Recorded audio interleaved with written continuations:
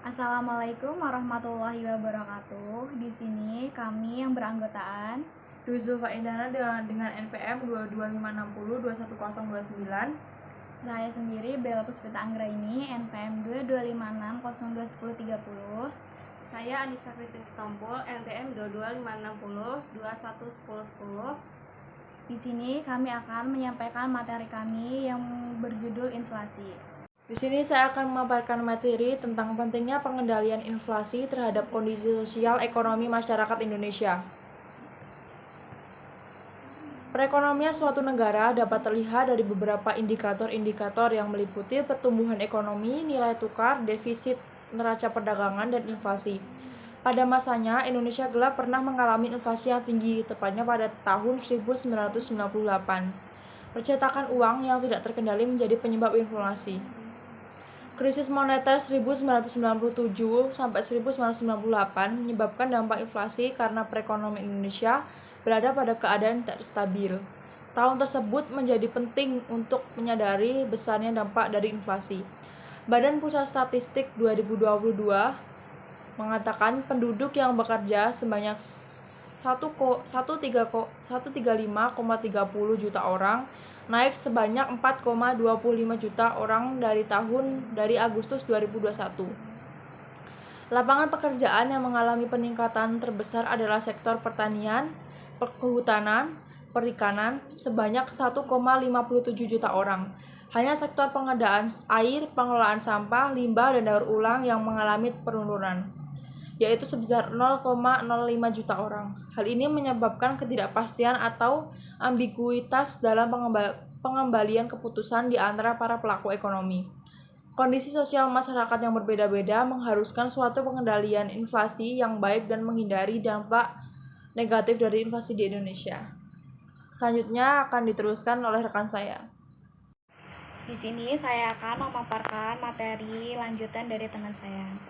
A. Inflasi. Menurut Budiono, inflasi merupakan suatu proses kenaikan harga-harga umum secara terus-menerus selama periode tertentu.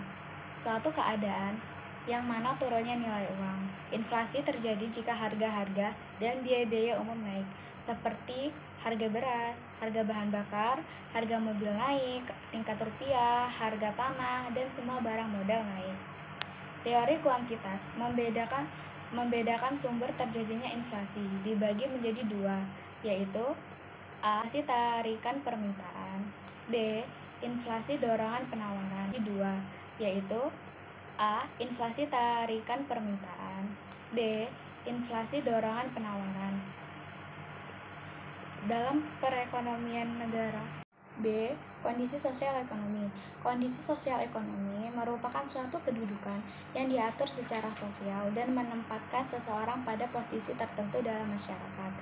Menurut Mulyana, Sumardi, dan Hans-Dieter Evers, keadaan sosial ekonomi adalah suatu kedudukan yang secara rasional dan menetapkan seseorang pada posisi tertentu dalam masyarakat.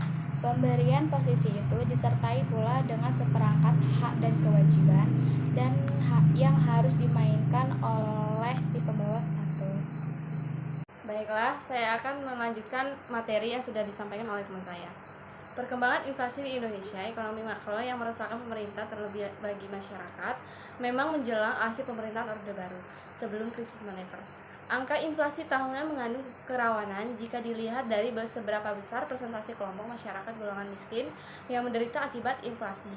Salah satu dari penyebab jatuhnya pemerintahan Orde Baru yaitu angka inflasi yang cenderung meningkat mencapai lebih dari 75% pada tahun 1998. Dan seiring berjalannya waktu, keadaan inflasi semakin membaik hingga tahun 2021, namun kembali lagi terdapat guncangan pada tahun 2022. Hal tersebut dapat teratasi sehingga tidak terjadi hyperinflation. Faktor-faktor pemicu inflasi. A. Faktor permintaan, demandful inflation. Penyebab inflasi yang pertama disebabkan oleh permintaan yang timbul karena adanya pertambahan jumlah uang beredar dalam jangka pendek. Dengan meningkatnya peredaran mata uang jangka pendek, maka perubahan harga barang pun naik secara signifikan. B. Penawaran atau cash cost inflation atau supply shock inflation.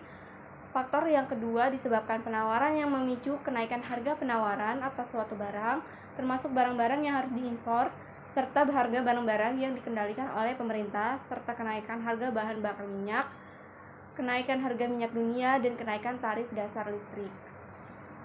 C. Campuran mixed inflation. Inflasi campuran merupakan inflasi yang disebabkan oleh kenaikan permintaan, kenaikan penawaran, perilaku permintaan dan penawaran tidak seimbang, ataupun permintaan terhadap barang dan jasa bertambah. Momen ini biasanya digunakan oleh para penjual untuk menaikkan harga barang secara drastis. D. Ekspektasi, expect inflation. Penilaian masyarakat terhadap perkembangan ekonomi masa depan tertentu lebih baik jika dibandingkan dengan masa sebelumnya. Harapan atau ekspektasi masyarakat tersebut memungkinkan menyebabkan terjadinya demand pull inflation atau cost push inflation. Langkah-langkah pengendalian inflasi adalah menjaga laju inflasi tetap pada laju yang optimal. Buruknya akibat dari inflasi mengharuskan adanya langkah yang tepat untuk mengendalikan inflasi dari 82 kota menjadi basis perhitungan inflasi nasional. Inflasi di Indonesia sebagian besar merupakan kontribusi inflasi daerah dengan bobot yang mencapai 80,77%. Di luar Jakarta, inflasi daerah yang terhadap perbentukan inflasi nasional relatif besar. Maka upaya mengendalikan inflasi untuk menciptakan stabilitas harga di tingkat nasional hanya dapat diwujudkan jika terjadi stabilitas harga di tingkat daerah. Langkah tepat dalam pengendalian inflasi yaitu dengan menguatkan pemantauan dan pengendalian inflasi daerah melalui kerjasama pemerintah pusat, Bank Indonesia, pemerintahan daerah, dan beberapa dinas instansi terkait. Sekian pemaparan materi dari kami. Saya akhiri. Wassalamualaikum warahmatullahi wabarakatuh.